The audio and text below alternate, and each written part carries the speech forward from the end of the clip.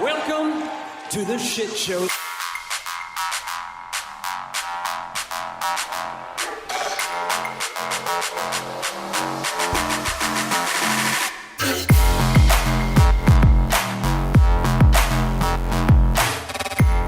Tom, another week has gone by.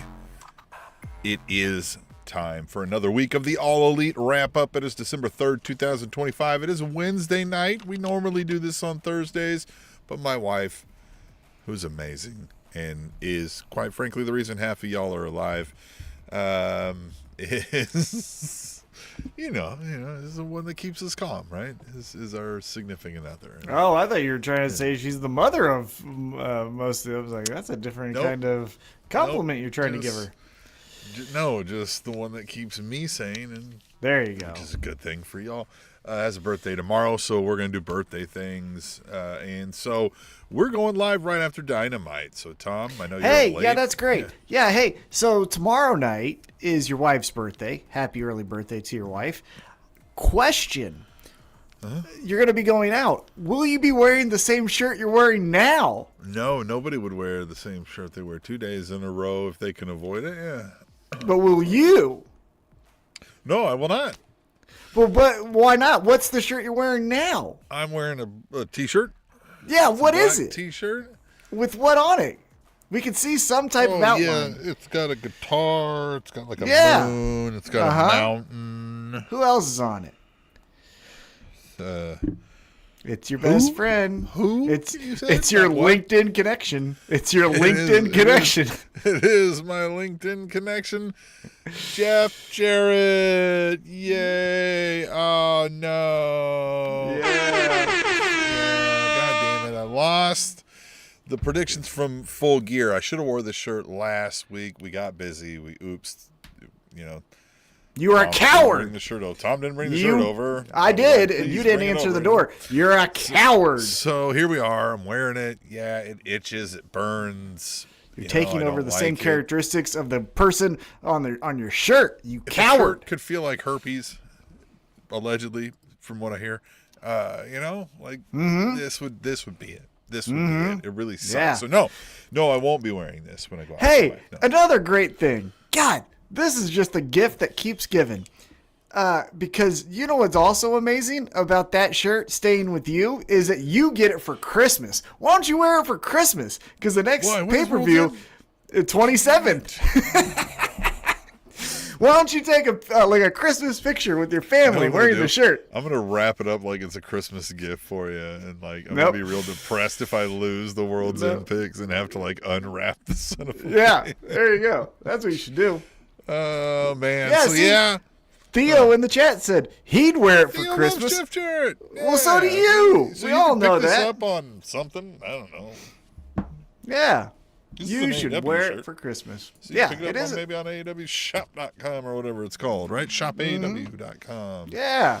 Yep. So, we normally go Thursday nights. It's Wednesday night. You can stay tuned to all of that, and you will know when we're going to go live if you subscribe to us at allelitewrapup.com. That is completely free. You also don't have to subscribe to go to the website, but if you subscribe, you'll get the email each week that says, hey, we're going to go live. And then you don't have to know our personal comings and goings. You can just go. And then you can always watch it later, if you want to check out the YouTube later or the podcast later. Then you can hit us up on an email, right? aewrapup@gmail.com. You can talk to us that way, or the Blue Sky, where Tom typically is furiously skeeting away. He was tonight. Tom, I like the sweater you got going on. Is it glow in the dark? It's just like a lime green with I remember.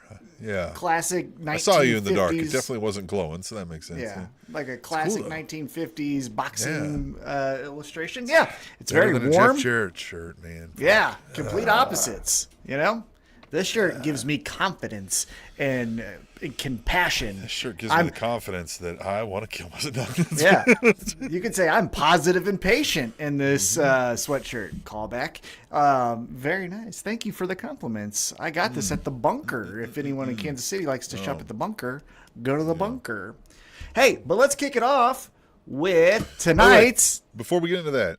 Yeah. There's folks in the chat. Theo P is in the chat. He's already talking about, like you said, he'd wear the shirt for Christmas. You can also join us in the chat if you're watching this live, right? Hell yeah. If you're not, hit us the emails, the Blue Skies, all that things. But join us. Chat. Come chat on. along with us. Go ahead. Let's talk about Dynamite, man. It was fun. Yes, tonight's By the way, Dynamite. Tom, what if I give you $1 to take the shirt back? Nope. Found this dollar down here. Nope. There is no amount of money I would take to have that shirt back. $1. Look at that. You know- George. Yeah. You know when people are always like, would you punch me in the face for $1 billion, all that stuff? If they were like, would you take $1 billion to have a Jeff Jarrett shirt? I'd say no. I'd be happier broke than with the Jeff Jarrett shirt and rich. For $1 billion? Yeah. Easy to fuck it. Money does not mean that much to me. $100 billion. Nope. You're a liar. No. Wouldn't. Fuck that shirt. Like you would live with the shame of accepting a Jeff Jarrett exactly. shirt willingly, and there'd be no amount of money that could take that shame away. I couldn't look my wife in the eye. I'm like, yes, here's our ninth already house. struggle to do that half the time. Goddamn. Well, that's why I do this fucking podcast in the basement. Hey, tonight's podcast takes place on a Wednesday night, and this Wednesday was a Dynamite taking place at the Fishers Event Center in Fishers, Indiana. The granddaddy of them all. We all know where that place is at. Fishers, Indiana. We could all point that out right on a map. Say Fishers. Yeah. Right there, Indiana. A lot of plumbers there. Well, also, fun fact, I don't even know where the state of Indiana is at. Is it north? It'd be hilarious if they were known for something not fishing. If it was like Fishers, Indiana, come see the Plumbing Hall of Fame in Fishers, Indiana. Yeah. Peanuts. Bowling capital of America. Yeah, we got the Peanuts Gallery here that you can check out at Fishers, Indiana. But I don't even in Indiana. God bless you. Because here's the thing I know about Indiana. And so tonight we kicked it off with a promo battle, and it was awesome. Tony Schiavone introduced Samoa Joe and Eddie Kingston, and I tell you what, last year we did our Christmas wish, right? We're going to do it again here in a couple weeks. I didn't even know that would be a wish I had, and then once these two guys came out, I'm like, this is everything I've ever wished for. Does that make sense? Yeah. Like, it was like, oh, yeah, no. This is what I want. Yeah. And this Santa knows was awesome. me more than I knew myself. Exactly. Yes. And so we had Samoa Joe and Eddie Kingston. Now, admittedly, this was not tear each other a new one because we're going for an all-time epic battle, right? This was, hey, we probably got some more meat on the bone later after this, but let's give them something to remember.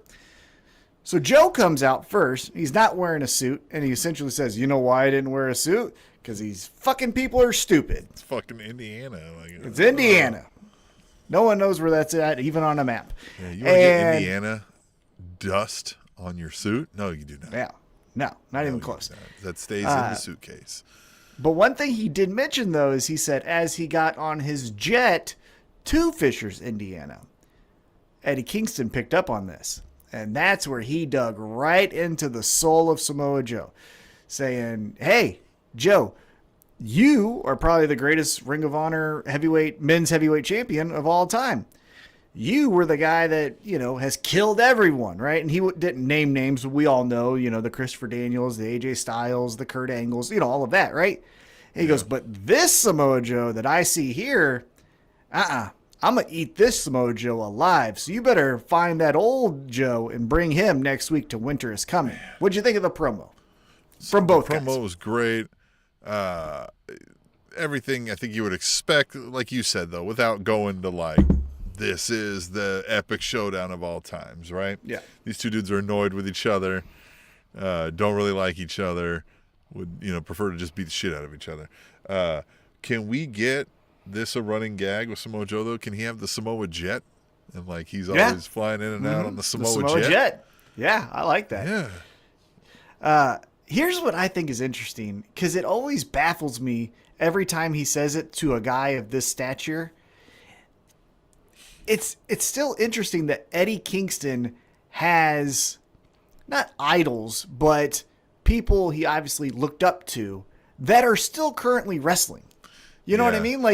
He alluded to this Well, Homicide was his mentor. He says Homicide every time he can. Yeah, well, that's his best. Yeah, that is his mentor. But like he even alluded to this when he was doing the promo battle, which was let's tear into each other with CM Punk, right? Yeah. Like it's interesting that set of guys is still wrestling with veterans such as Eddie Kingston, right? So it shows to me at least like how incredible of a career Samoa Joe has when Eddie Kingston, who has an incredible career, is like, you are one of the guys that I used to love. Didn't they say it? 65 years or something in this. I mean, you start looking at some of his classic matches and you start to see a 0 before the date, 05, 06, and you're like, son of a bitch, this has been a long time. Yeah. So excited for that. I tell you this much. If Eddie Kingston wins the heavyweight championship next week, I don't know when. Well, here's the thing. Wins.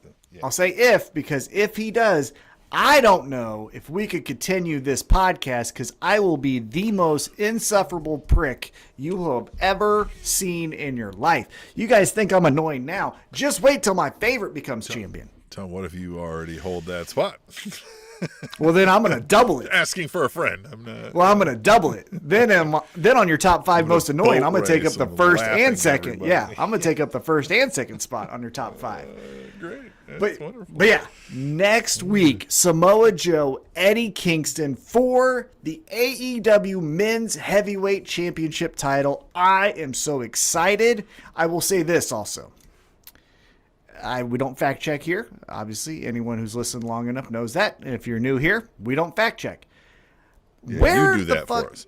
Yeah. We want you to fact check. We want you to fact check so much you do it for us too.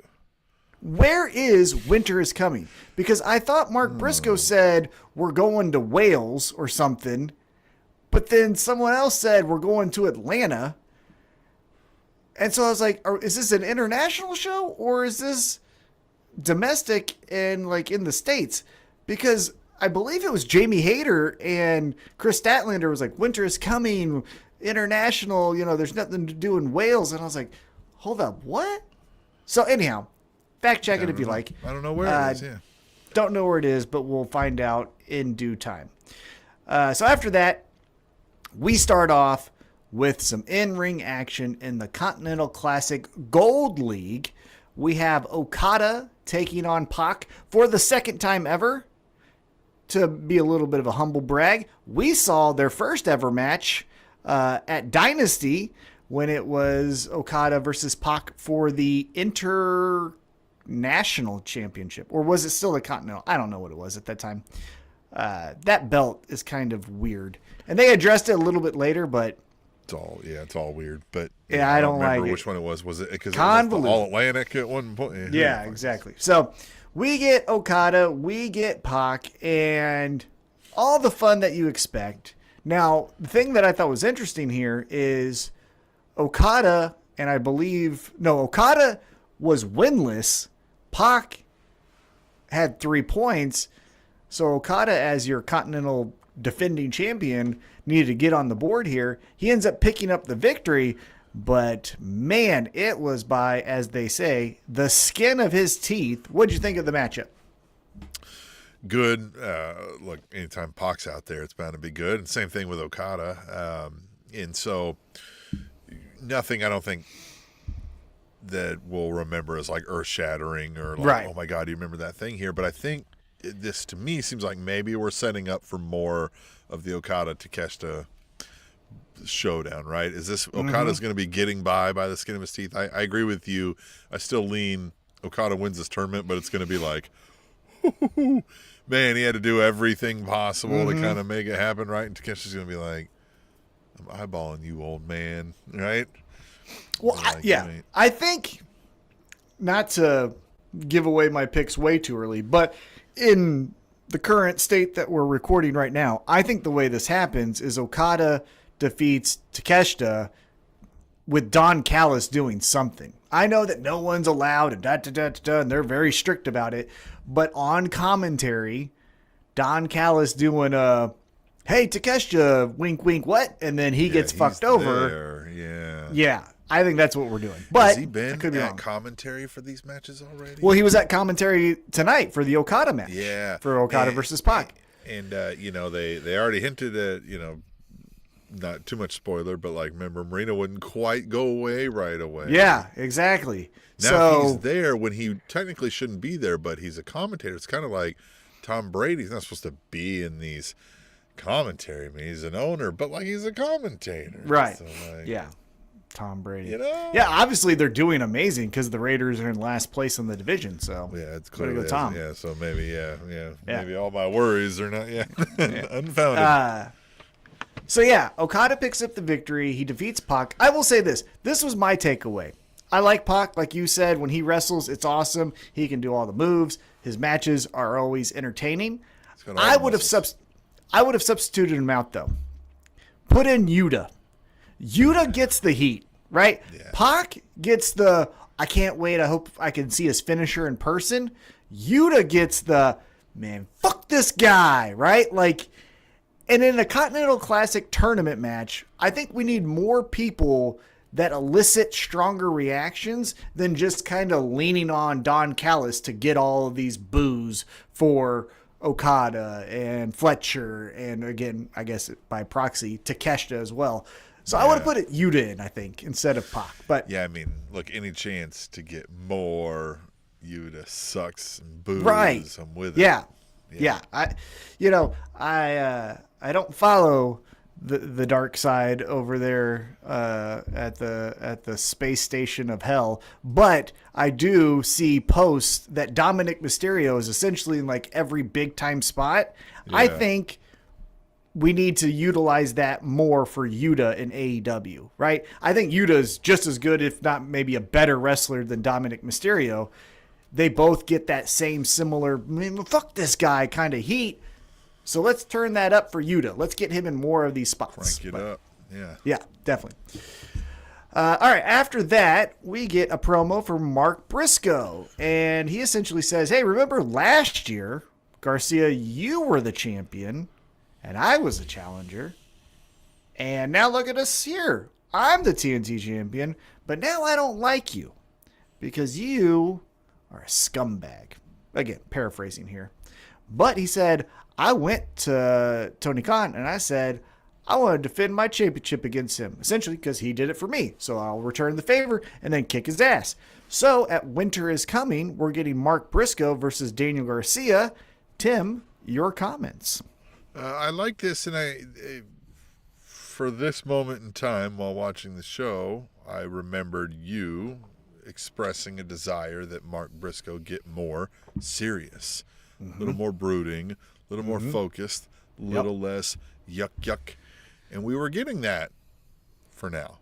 More on that later, right? But I like that. I like where this is going. And look, all this makes sense. Daniel Garcia, you're hanging out with fucking those guys over there? No, I don't like that. Yeah. But I mean, you got problems now. Yep. Well, like I said, yes, this was more of the Mark Briscoe that I want. We immediately follow this up, though, with backstage promo Mark Briscoe, and we're getting the word of the day. Follow this up like it. I had to like look down. A minute I was running a little behind, so I was like, did I somehow skip ahead? Did I? Yeah. Like this was back to back, wasn't it? Like this was. Yeah. And then again, we're doing this whole thing with Roderick Strong is not in the conglomeration. I don't care about that. Yeah, and who does? Look, I know some people do like Roderick Strong, and we don't. Like that's not unheard of. Like that wrestling is big enough for everybody. This is nothing new. But does anybody? Nobody cries for the conglomeration. If Roderick Strong screws him over and doesn't want to join, nobody cares. If Roderick, for Roderick Strong, if he doesn't join when he could have had these great, like none of these characters, this affects it nothing. Like this just feels like a big nothing burger, Yeah, because essentially what we get here is Roderick Strong saying, hey, I'm not in the conglomeration, and also Orange Cassidy, I'm going to kick your ass in the Continental Classic. Okay. Yeah. I will say this. I don't know if it's legit or not because, again, I don't read the Dave Meltzers of the world and all of that. But, man, Kyle Fletcher, you get the big victory over Jon Moxley, and now you're just not, like, even if he's hurt, if he can at least travel, get him to be like, hey, Roderick, I'm really excited that you get to take on our friend Orange Cassidy. And then Roderick's like, fuck that guy. I'm only fighting these battles because I like you. I don't like them. And then something there, right? But this just like, I'll stand next to Willow, but I don't really like Willow. Shut up. Yeah. Like, I don't like it. Yeah. What Orange Cassidy do it there and there too, where he was like, oh, yeah. Stand here. He couldn't see. Yeah, Roderick Strong bumped his shoulder, and he was like, well, obviously, he just didn't see me standing here. So, man, that kind of sucks.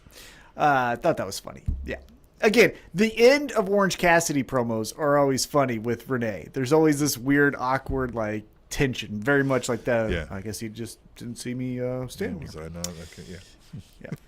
All right, then we get from there to another promo. This time, it's Ricochet. And Ricochet is Your saying... North American champion. American champion. National champion. That's national champion. Collegiate champion, whatever. South Texas Mud Flap champion. So back to the titles discussion, because I am pissed off about it. So let's talk about it. Yes. National champion. Okay, tracks. Makes sense, right? Like you said. When we compete with real sports, they have things like a national champion. So it's good marketing. It's a nice, fit that in. And it makes sense. There's a national champion. You have a world champion. National champion.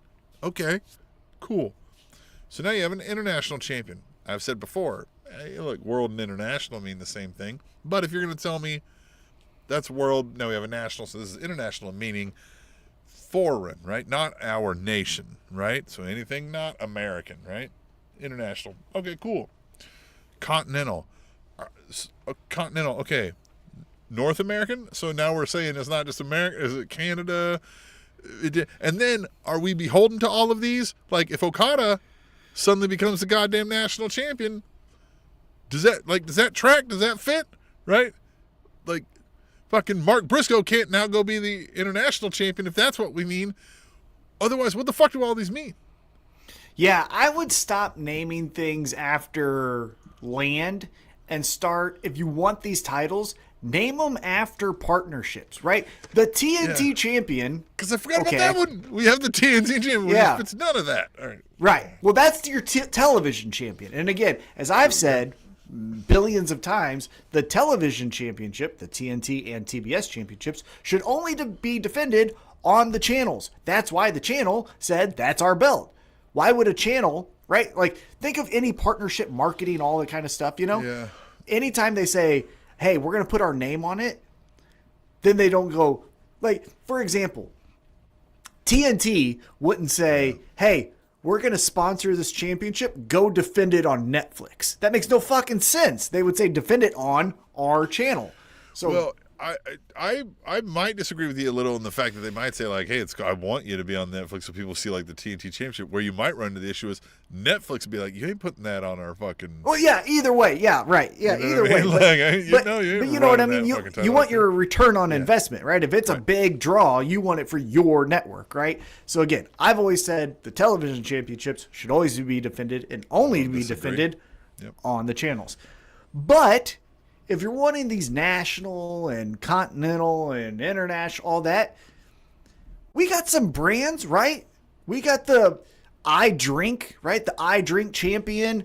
I'm just making things up here. You got Snickers. You've got Nike. You know what I mean? But like, come up with some brands. So to me, I'm trying to break it down, right? Like if it's, because again,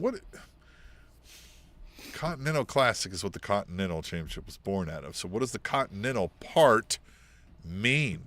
Do you just mean every continent? And then is it the World Classic? And then is the Continental Championship the World Champion? Like you've got to, if you're not, I don't know. Get rid of no definition. Get rid of the and the problem becomes like I don't know. Like at least in WWE, you kind of understood what the tiering was. It was like world title is top, Intercontinental / US is next, European was next, right? Whatever. Yeah, You know, yeah. we went down the list, but like here, I don't know Yeah. what's what out of this. I don't like. Yeah. I don't know if Okada is a more prestigious champion than Mark Briscoe. Right. Yeah, what's the point of one versus the other? Like, does one versus the other get you anything more than the other? Like, I don't. Here you go. How about this? I still think sponsorships would work, but if you don't even want to do that, name it after past shows. Hey, this is the Rampage champion. Hey, this is the Dark champion. I don't know that we maybe can you get in call trouble with that. everything But, the but you know Dark. what I mean? But like, what was the other one? It was AEW Dark and then AEW Elevation. Elevation. The Elevation champion It and was then Dark the Elevation, but yeah. yeah Elevation champion and the Rampage champion. Rampage. Yeah, there you go. Yeah. I don't There know. you go. But at least it's a difference, right? I could explain. You know. Hey, still here's waiting the on that hierarchy. meat championship. You get the Arby's then you get- meat championship. Yeah. But naming things after land in any regard, I think is silly. But your national champion, Ricochet, he kind of says a nothing burger here. Yeah, he didn't say- Essentially, he's like, Friday, I'm beating up Dalton Castle. I'm staying in town. Saturday, I'm going to beat up someone else. The demand is the demand. Demand, demand, demand, demand. Yeah, when Demand. you're in demand, you can make demands, and you can. And if you don't demand, then you demand, get double charged. And if you're charged, then you're get Who arrested or man? whatever. Yeah, Yeah. yeah. And 3 fingers. Here they are, right Yeah, that's here. what that is, right? Yeah. So you're not adding a 4th. Yeah, well, I might if you buy me enough. But you know what I mean? drinks. So we know this group is never going to grow. Well, It's not going to yet. stay That's right what it is. here. We're holding. Yeah. We're waiting. Like, Yeah. that's how they like. He just holds it up, and they're like, yeah, and they all hug. Yeah. This is crazy. This is crazy. He joined. Oh my God, yeah. Yeah. Dalton Castle joined them. All right. Yeah. Wouldn't that be amazing? All right. All right. No, I mean, Dalton Castle on Dynamite would be amazing. I would say let's filter out some people to Ring of Honor and let's filter some to Dynamite. But just, I mean, not to harp on the same thing here, but like, so now why do I care about this title and people going after Ricochet for it any differently than I do Mark Briscoe and his? What's the point? What are the two differences? We're in Fishers, Indiana. Yeah. Next up, and why we get would either one of them be or not be defended on the next ROH show? So we get Kyle Fletcher versus Kevin Knight. I know as much about these titles as I know about Indiana. All right. Yeah, exactly. It's a Continental Classic Gold League match. Kyle Fletcher taking on Kevin Knight. Both guys came into this match undefeated, 1-0, 1-0. Kevin. So someone's O had to go, and in this case, it was Kevin Knight. Although, a lot of fun. That, right? All the bet money would have been on the Kyle. Man, one thing I will say about Kevin Knight, Kyle Fletcher is an amazing athlete. Kevin Knight's athleticism jumps off the page. Yeah. Even in comparison to wrestling Kyle Fletcher. Like the way he gets off of the ropes, the way I mean, man, you really Both see it. Quick and fast, as they would say. Because, it's one thing, and I'm not trying to discredit any of the people I'm about to name here, but it's one thing if you look more athletic, even though they're still impressive, than Shelton Benjamin or Bobby Lashley, right? Those are men of a certain age. Kyle Fletcher is the same age as Kevin Knight, or roughly around the same age. And for him to look that much, and to look, not, again, he didn't blow him out of the water, but he definitely was more impressive as far as athletically wise. I thought that was the biggest takeaway for me here. But Kyle Fletcher gets the victory. Now he's 2-0, so he's got 6 points. I think he leads the gold division. That's the one that I think is interesting, is we kind of feel like, at least me and you are in agreement, Okada, Takeshita, that's probably going to be the finals. But then what happens to Kyle Fletcher in the shakeout of all this? So are we still doing this thing that I hated last year, where the number 1 of the Gold League is going to face the number 2 of the Blue League, and the worst? What is the point of that? So how does that trace out? So it's trying to get the ones. Yeah, well, it's trying to get the ones to go up against each other. Sure, but in the finals. But you do a 1 and 2 from your, like, you face the number 2 of yours again as like a final, right? Yeah. I know what you're saying, but I think they're just trying to say, and this is the first time they'll take on the other person. I know. I get what they're trying to do, but it's not great. Yeah. No other sport does that, right? Like, No. nobody's like, and now for the final 4 teams in the NFL, like, the NFC's number 2 seed is going to take on the AFC's number 1. Right. Like, what? No. They don't do that. They don't do that. But, yeah, I'm curious on how Kyle Fletcher, I mean, fuck, he might win the whole thing, but it still feels like he's the odd man out, but I don't know how that's going to work. Because he's looking good so far. They at least are making him bitch about it, right? Like, he's like, hey, fuckers, the fuck, it's supposed to be about me, bitch. I'm Kyle goddamn Fletcher. Yeah, I agree. And then before we go to break, for whatever reason, Don Callis got on the microphone and then said, after the break, I'm going to talk to you. We'll come right back and let's do this same fucking thing. Like, okay. What? And we did. Yeah. Can you imagine being there? They must have been booing him the whole fucking time. Like, there must have been like 3 minutes of just him being like, so there I was. He was like, fuck you. Yeah. Well, do you recall there was one time where I think this happened to MJF and he was in break and it was in Texas and he was like, I hate that the state doesn't have abortion because half you people should have been aborted and all that stuff. And they're like, booing. He's like, I don't fucking care. We're not on air. And I was just like, that's the best. Yeah. Hopefully that's what Don Callis was doing. But yeah, so Don Callis says, stay tuned. Yeah. And so we do. And then he comes back and we run the same fucking segment we've ran for damn near 2 years.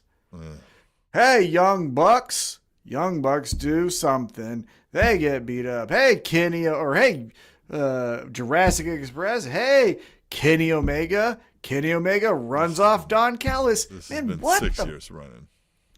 Like, I said this, and I really believe this.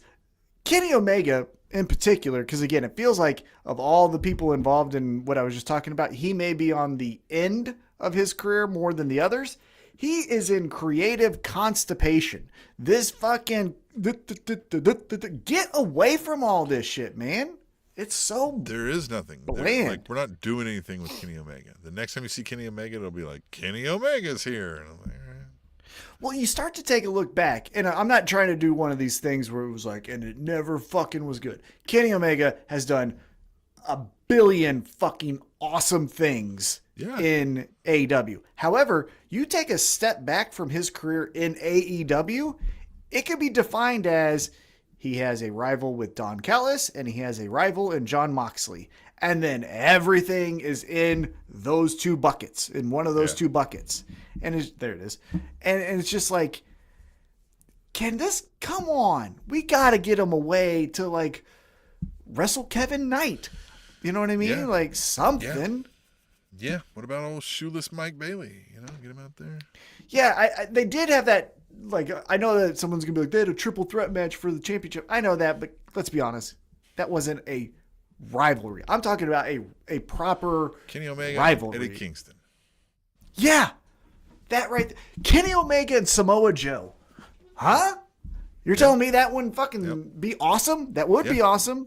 It would be. Like, I guess you could also say Hangman. I'm sorry. There's a third. Yeah. It'd be Don Callis, Jon Moxley, Hangman. That would probably be your 3 buckets. What about Kenny Omega and Jeff Jarrett? Then we get in the second hour, we get a vignette from the Babes of Wrath. Yes. And I like this one a lot. Because this is Harley Cameron saying, you know who I got my ass kicked in my second match? This hottie. And then Willow Nightingale's like, hey, this one over here, she's not that bad. And we're friends. And we're going to be the first ever women's tag team champions. Yeah. Bum, bum, bum. Hip, nailed it. Yep. They go, hey, let's bump butts. Woo. Bam. That's how I greet Babes of Wrath. Oh. I'll say Sorry this. about your coffee. I'll say this. The name's growing on me. Babes of Wrath. I didn't like it initially. I was like, but now it's starting to fit like a glove. I like it. I like it. Yeah. It's fine. So, well, what they say the Mega Problems is who they got to take on. That's the name for the other team now. No. Because after this, they said next week at Winter is Coming, we're taking on the winner of our next match. So bring it on. And the next matchup we have is for the AEW Women's Tag Team Championship Tournament semifinals. It's a hardcore holiday death match. Yeah. The Timeless Love Bombs taking on the Mega Problems. That's it. Yeah. That's it. Yep. That's it. Right. Yep. The Mega Problems. We're talking about here Timeless Love Bombs of Mina Shirakawa and Toni Storm taking on the Mega Problems of Megan Bayne and Marina Shafir. Because she's the problem, right? Yeah. You know, they don't actually define what the problem is, though. Yeah. Like, is it because she can't win? Right. Like, what's I the have a that problem. You is? Yeah, because, like, is she saying that she's a problem for you, or is she saying, like, I have a problem? The problem I'm having is figuring out what the problem is. Yeah. And this was fun. I guess I'll start with this. What did you think of the holiday hardcore death match? I mean, you know, first of all, I think they spared us, like, how far some of these ladies are willing to go, of course, right? But, I mean, did you expect any of these to pull up lame on some punches? No, but I do think that with the recent run of hardcore women's wrestling, this pulled up a little short. Oh, yeah, There's a little bit of a victim of, I see blood, I see blood, I see blood. Blood means this. And then this match, again, I'm not saying necessarily I needed sky blue type of blade job here, but like they all kind of just walked away. At some point, you got to kind of stretch back so that you can go back. You know what I mean? Because then at some point we become all blood wrestling, right? Well, but if you're gonna say, here's what I'll say about this. Again, I thought the match was great, but calling it a death match, you kind of cut your legs out because later on in the main event, Marina Shafir's like, I'm walking out with Jon Moxley. You shouldn't be walking out of a death match to then come back later in the night. You know what I mean? What are you doing over there? Reading the chat. I'm trying to read this name. Brother BKL Sportertainment Show says, what's good, Tim and Tom from All Elite Wrap-Up? Seriously, that match is goddamn crazy and hardcore, brother. Yeah, like I said, maybe just call it that. Just call it the hardcore match, not the death hardcore match, right? Yeah. Death match to me, you know, look, I mean, you say death match, I'm thinking this motherfucker, right? I'm thinking pizza cutters. Yeah, there was you no know what I'm pizza saying? cutter in sight. And again, I think you kind of just cut your feet out from underneath you when Marina Shafir's like, oh, I'm walking out with Jon Moxley. It's cool. Yeah. I'll give him a little smack around. Seemed like they were ready to go all fucking day. Yeah. Have one of them leave on a stretcher. You know what I mean? Like, I think Marina took the pin, so then it could have. But like if Megan Bayne would have took the pin, she landed on the thumbtack. She can't get up. Penelope Ford's crying, and a stretcher comes out. Like, that's a death match in my mind. You know what I mean? This was just a fun, kind of hardcore match. Hey. Yep. Timeless Love Bombs, though, do win. So we are getting, next week at Winter is Coming, Babyface Babes of Wrath. That's right. Taking on Babyface Timeless Love Bombs. I won't put you necessarily on the spot right now, but would you like to wager a guess on who will win your first ever women's tag team championships? Right now, I feel like it's Timeless Love Bombs, unless, like I said, we're setting up, you know, maybe Mina turns heel on Tony or something like that, right? Yeah. Brother BKL Sports. I don't know what you... Seriously, my eyes are literally unbelievable. Yeah. I mean, look at me. God damn it. Is that something that, like, Toni Storm said? Yeah, I don't know. But I will say... You, brother. Yeah. I will also say, though, I feel like with the quote, he's quoting something. But I will say from here, we did get Santa Claus, a.k.a. the return of Luther. Yeah. What'd you think of that? Yeah. What do you think of Luther look, Claus? I like Luther being around Tony Storm if we're continuing Tony Storm being the posh, silent film era-esque, actress, right? Luther fits for that. I like Luther around helping her when she's being zany. Even if we said Tony Storm goes to a different era or some kind of thing, finding a way to have Luther as a lackey fits, I feel like. It's fun. Yeah. It's fun. I think if they do win the championships, him having to carry them everywhere would be a fun little wrinkle, right? Yeah. Where Tony's like Mina grabs the championship and Tony's like, no. Give that to Luther. We Luther's don't carry those. Yeah. That's his job. Yeah. He likes doing this. Because here's the other thing that would be interesting. How does this fit for you? What if, because the first time around, Luther could not stand Mariah May. He knew she was up to no good. Right. He smelled Little a rat. bitch. Right, all that. Uh-huh. What if this time around they become tag team champs and Luther's like, Mina is the greatest thing I have ever met in my life. I love Mina so much. To the point where Tony Storm's like, excuse me, sir. Yeah. I pay you. Yeah. Who And do you he's work like- for? And he's like, no, I know. Oh, look, man, I tell you what. She likes to push the limits. I bet you she at least proposed it. A triple kiss with Tony Storm, Luther, and Mina. I bet you Tony has been like, what if we tried it? So this is what I mean. What if Like, this we is where tried we it? could eventually get the Mina turns on Tony, and now Luther's her butler or whatever. Yeah. And Tony's like, what? Yeah. Yeah. Well, you could run back essentially the same story with new wrinkles where the first time around, Mina and Tony were fighting over essentially the love of Mariah May. Run it back a little bit different, and now it's fighting over the love of Luther.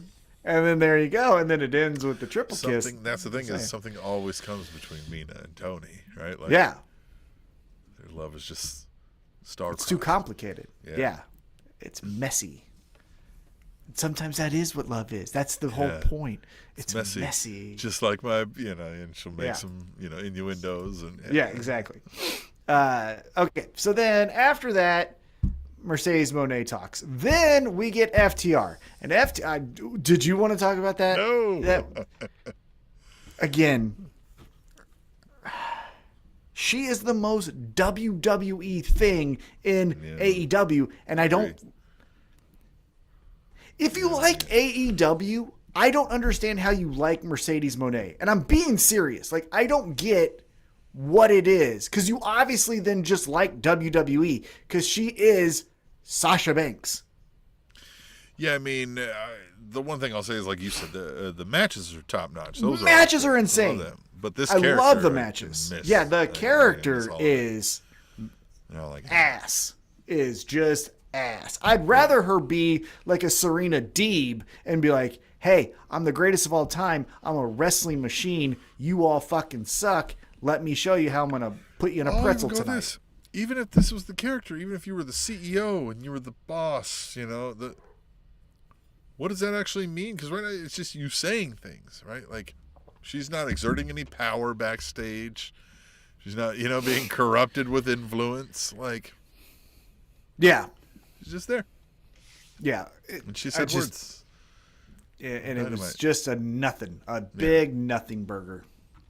But FTR, they called out the Bang Bang Gang backstage, and they kind of cut a little deep because I like the angle they played here. So we got to see a little highlight package from Collision where Austin said he's doing it for his brother.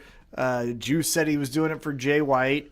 Yeah. And so then we get to FTR, and they're like, well, actually, Big Stokely Hathaway, he says, hey, you dumbasses, so you want to, what did he say? You want to pop the injured reserve list and not win these championships for yourself? What the dumbasses? And then Bald FTR was like, hey, you wrestled us for 58 minutes and lost. And then the other one was like, hey, remember Austin, you had a championship. Who ended that reign? Oh, it was us. You all fucking suck. Well, Top but, guys out. They opened the door. Did the Bang Bang Gang mention doing it for their family? Because then Bald FTR had to be like,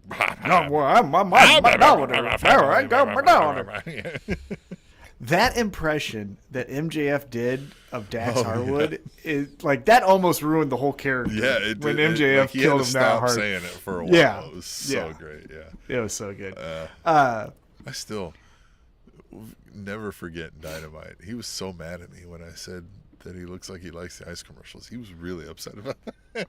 Which, by the way, tonight, shout out to whoever made the sign. Someone had made another Ice Fears Hangman sign out there, so love that. Fuck Donald Trump. Whoops. Whoop. Shit. Whoops. Man, it's I was going back, speaking of FTR saying top guys out, I was going back because I was bored, and I was watching some old Hey EWs, and I watched the Hey EW with FTR, and RJ City, he goes, they said top guys out, and RJ City goes, I heard that one time in an orgy, and then they just ended the episode. That was the fucking best. That was the best. RJ City. I hope they never lose RJ City. That guy, has to stay fucking forever. You know, like, God, he's the best. All right, let's keep it moving. We get to see the Dark Order walking their way to the ring because they got an opportunity against the Ops. Here was something really cool though. So you get to see the Dark Order. You got John Silver. He's doing the thing. Evil Uno. He's talking his shit. And then Reynolds sees Hangman and he stops him and he goes, "Hey, we know who the fuck you are, and you're crazy. You got beef with these folks. But don't ruin this for us." Yeah. Hangman, to his credit, goes, "You at least deserve that." But no. The second that match is over, I'm killing him. Yeah. And yeah. they're like, yeah, sure, Fair, whatever. yeah, Just don't ruin this for us, all right, you fucking idiot. Yep. And so then we get the Ops making up Hook, Hobbs, and Shibata taking on Alex Reynolds, Evil Uno, and John Silver. Hell of a match. Good to see the Dark Order. What'd you think of the match? I love the Dark Order. They're fun every time I see them. I do. If we're going to have Samoa Joe be the world champion for a while, which we're not because Eddie Kingston's going to win it next week, but if we are, we've got to find a way to freebird these trios titles onto the trio of Hook and the other two. Powerhouse Hobbs and Shibata. And we got that promo earlier, right? Maybe we missed that in the thing where, Hook mumble-mouthed his way through saying he was the best second-generation wrestler ever, right? And, I'm second-best generation. Yeah, dog. Yeah. No, we almost need the chips just so it makes more sense that he's not speaking great sentences. All right. Yeah. But, I thought this was good. What'd you think? I thought it was fun to see the Dark Order. I think Powerhouse Hobbs looked awesome. Unfortunately, Shibata and Hook are kind of afterthoughts. Yeah. I know we're trying to push Hook as a heel, and so I'm being positive and patient because look at the fucking sweatshirt. Obviously, I feel good. Shibata's the one, though, that I'm starting to be like, what do you do, pal? You did the fun thing with the translator thing, but... We need him to get... Bryan Danielson needs to remind him of like what got him fired from WWE for a while, right? And show him how to choke out Justin Roberts, right? God damn, they need to remake that spot. Or they could just have him, because he was doing like the silly voiceovers, right? He could just be a fucking prick with his voiceovers. You look ugly in that dress. And then they just walk off, right? Kick you in the balls later, right? Like, I mean, if they just became like high school bullies, I think that would be perfect with Shibata because they could walk by Statlander, right? Say Statlander's putting on her attire for her match later on tonight. And they're like, "Hey, what's up, Statlander?" And Statlander's like, "Hey, guys." And then Shibata goes, they go, "Shibata has something to say." And she's like, "Okay, hey, Shibata." And he goes, "You look fat in that dress." And then they just walk off. So I've seen this series of videos, I think on TikTok, where a guy is going up to people on campus and they're acting out like they're Disney bullies, right? And they'll be like, hey, nerd, right? And then they'll like high five each other and shit. And they'll be like, I heard Win that you were going to ask Sheila out. This person's just sitting there like, what in the fuck, right? And they're like, yeah, loser, right? Like, just like have him just chime in with like shit like that at the end. Yeah. Go back to the voiceover thing. That, something. But anyhow, the Ops defeat the Dark Order, and as true to his word, Hangman, he runs down there and he lays them all out. He's about to hit the buckshot lariat, and then security stops it. Again, why? For what? Here, you didn't but stop here's the no thing. other... Yeah, but you messed up. It should have just been the Ops Dojo. You don't make them security. Because like you said, they don't stop any of it. Ever. But the Ops Dojo... Ops Dojo enough. Like, what are they? Why are they? Where are they at? But them saving the Ops totally makes sense. So yeah, they wore the wrong shirts. Just wear fucking Ops on the back and then it makes more sense. But anyhow. What do we have? Okay. Takeshita and Okada, they go head to head, right? Callis explains that here you go. Callis explains why he didn't put the International and the Continental on the line because he was not going to degrade, or he wasn't a degenerate like Matt Jackson on gambling. It was stupid. This was all a mumble mouth way to say we don't know what the fuck we're doing yet. And bleh, brother. Nope. So, hear me out. If we also now take this opportunity and we separate the Continental and the International, what do you? I hope they don't do what I just thought. So continue. Okay. All right. Well, I'm hoping they do what I thought. All right. So, Okada does not win the Continental Classic. He therefore is the international champion moving forward. Whoever wins Continental Classic, Kyle Fletcher or whatever it is now the Continental champion. We've now moved that back to not a defendable fucking title. He's just it's like the king of the ring. He won the Continental Classic that year. He's the Continental champion. I think, hold on, I'll back up. I think they honestly fucked themselves when they put Eddie in the first one and he already had 2 belts, and to like add to the stakes, he's like, I'll put my championships up. So then you needed to like, well, then what would he win here? Oh, a championship. Okay, gotcha. But then they've put themselves in a corner. I swear to God, this is what I hope they do not do. It just made me think about it. Let's say Takeshita wins the Continental Classic. Mm-hmm. Takeshita says, well, why don't we unify the International and the Continental Championship at the next pay-per-view? And then we just do an International versus Continental unified and the unified fucking championship again. Couldn't you see him fucking trying something like that? That would. Here's what pisses me off, though, about just calling it the Unified Championship. Unified what, motherfucker? What did you unify? Well, they unified the Continental and the International. But I don't know that now. For like 3 years down the road, if it's still around, it's just called the Unified. Like you have to explain that to somebody. Yeah, I don't like it. Yeah. I think they painted themselves in a corner. I think there's easy ways to get out of it. If they just hire me and let me take control, I could help them. Yeah. But they could name it the Tim and Tom Championship. It would be 2 legs. Tim, Tom. There you go. Yeah. I'm the Tom champion. Yeah. Yeah. Hey, call it TNT. I bet you they don't have that championship. Yeah. Get it. Yeah. All right. Then we get a cool promo. We get Hangman pissed off. He's not even mic'd up. He's just pacing around. Yeah. And he's like, Hook. Sweating in his leather jacket. He's like, Hook, you piece of shit. I'm paraphrasing here. And he goes. He said that. Yeah, and he goes, and I don't care who it is next week. I'm going to get my title back from either Eddie or Samoa Joe. He goes, but Shibata and Powerhouse, you want to fight? You're going to get a fight. And winter's coming. It's me, and you know who's coming with me to kick your guys' ass. And we know who that is. It's whose house? My basement. No, it's Swerve.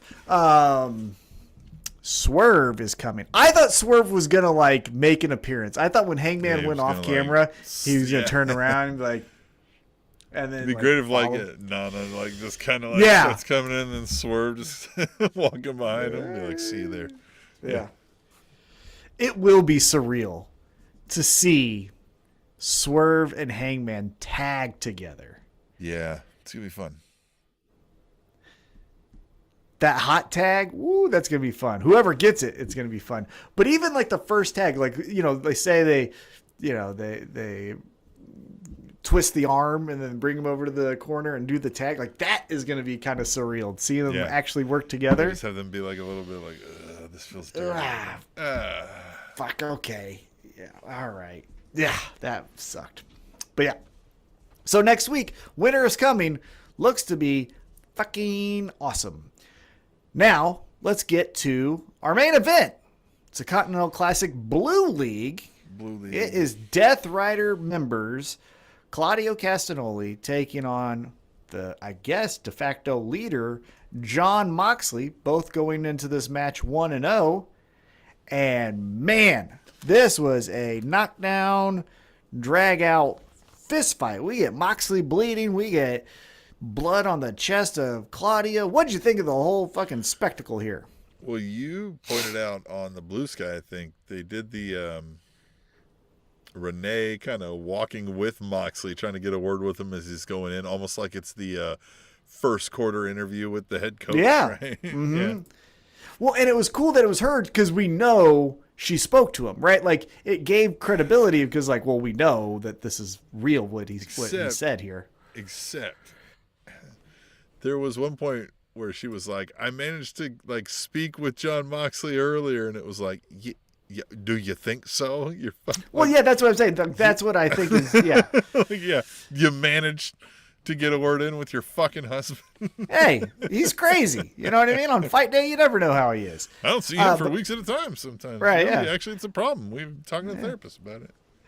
But I thought what was interesting is Moxley comes out with Marina. They do their standard, smack him in the face. He's feeling good. I'm whispering in her ear that I'm going to kill someone.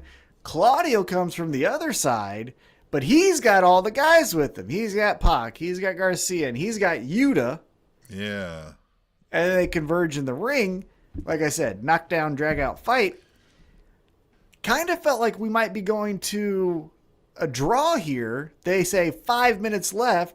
We get Moxley raising from one corner, Claudio raising from one corner, and before you can even blink, Claudio gets the European uppercut right on the jaw of Jon Moxley and pins him. Mm-hmm. Almost just kind of falls on him, pins him. Yeah. Kind of deal. Yeah. Great storytelling here. And look, I think we can't be doing anything other than separating Jon Moxley from the Death Riders here. And, seems that way. But here's the question. Is Marina going with him? Yeah, maybe not. Maybe she just becomes part of the mega problems and they just go on and do their thing. And then here's what I would say. This was my takeaway at the end of the night. And I'll get yours here in just a moment. I want, how to say this correctly. On its face value, tournaments are cool, except for when you're actually in it, right? If you take a step back and I tell you a tournament for a title, you're like, oh, that's fucking cool. But 2 weeks in, if there's just matchups, at least for me, it's like, let's just get to the final, right? Like, let's wrap this shit up, right? I don't need to see Claudio versus Kyle Fletcher. Let's just get to whoever the fucking main event is, right? I like the way the Continental Classic is with the round robin style because you can weave in and out storylines. Well, this is what I was going to say. AEW, for better or for worse, is known as friendship warfare, where everyone's in a group, right? We got Don Callis family, we got the Death Riders, we got the conglomeration, right? Which is good, because again, people have friends, you fucking goofs. But if you make all those friends, some of you do. But if you make all those friends in the tournament, you get cool stories like Kyle Fletcher versus Okada and Moxley versus Claudio. That is an interesting. It makes sense why they have to fight each other, but I also want to know what happens when they fight each other. So now I'm interested in the tournament. So I would say next year, damn near make everyone a part of some group, right? You get 2 conglomerations, 2 Death Riders, 2 Don Callises, and like every other matchup. Just so that new group we've got going, let's do it. Yeah, just so that we can see that friction, and then again how a Don Callis and a Death Rider matches up against each other. Like, That's what I think we should do this tournament with. And again, like you said, fuck the championship. The winner just gets a title shot at the heavyweight champion. Yep. Come on. That's they're the Continental. They're the 2025 Continental Classic champion. Yeah. And they get to brag about that. They get a trophy belt, right? But they're not bringing that around all the time. They're not defending it. Nope. Just like they do with the Owen Hart, right? Here, Tim, here you go. Here you fucking go, Tim. The winner of the Continental Classic. I'm talking about for the men. I'll bring up the women here in just a second. The winner of the Continental Classic for the men get a heavyweight championship shot. The winner of the Owen Hart tournament gets a shot at the TNT championship. The women, the Owen Hart gets the TBS championship, and then you do a Continental Women's tournament, and they get the shot at the Women's championship. Don't hate it. There you go. Like, goddamn, guys, come on. Hire Tom. Yeah. But what'd you think of the night overall? I like it. I like the Continental Classic. It's a good end of the year way to kind of, like I said, mix in storylines, do some things. I feel like they're building stories still here, right? We ended some major stories at the last kind of pay-per-view, right? And kind of started moving on, I feel like. And I feel like we're heating up just fine. I feel like we're in a good spot. I was entertained. I'm enjoying talking to folks here in the chat. I like AEW right now. Yeah, I mean, again, not to pat myself on the back here, but think about how you just said that, because it does seem like we do this at the end of the year. If you led this to World's End, the champions of those tournaments, right, men's and women's, then your first Dynamite is the winner of the Continental Classic versus the heavyweight championship, and now your first Dynamite of the year feels fucking big. Yeah. Hire Tom. But next week, winter is coming. Samoa Joe, Eddie Kingston. I feel like my heart's going to get broke, but I'm going to love it every second of the way. Eddie Kingston. If he's holding that title high, Tom. I might sprint to your house. Yeah. By foot. Yeah. And we do not Everybody live close. knows, yeah, it's like a 30-minute drive. Yeah, So. I will run. At the end of the night, if this is it, here, I have my microphone turned off. But at the end of the night, if we get that, look at that, right there. Oh man. What do you mean if? When? Right here. Hold on. Let me When? get. Yeah, there it is. We're back. Right there. That's what we're in. Winter is coming with right there. That's the last thing I'm saying. It's gonna be amazing. It's gonna be amazing. Winter is coming. So is the Eddie Kingston reign of championship glory. And yeah, man, I want to remind everybody, join us in the chat like Brother BKL Sport Entertainment Show. I think I got that right. Theo, anybody else, right? Hit us up on the emails. AEWrapup@gmail.com. That's 1W. AEWrapup@gmail.com. We'll read that, play it right here on the show. Follow the Blue Sky, right? AllEatWrapup.com for all of your needs, right? And then, gosh, I guess we'll just come back here next week. We'll talk about how great Eddie Kingston's. He just keeps. I love it. I love Tom's, having a blast over here with this. Look at that. This is Eddie. God, I'm going to be so sad if it doesn't happen. But it's going to happen. It's going to happen. Right? Eddie! It's going to happen. I will see you next week, dumbass.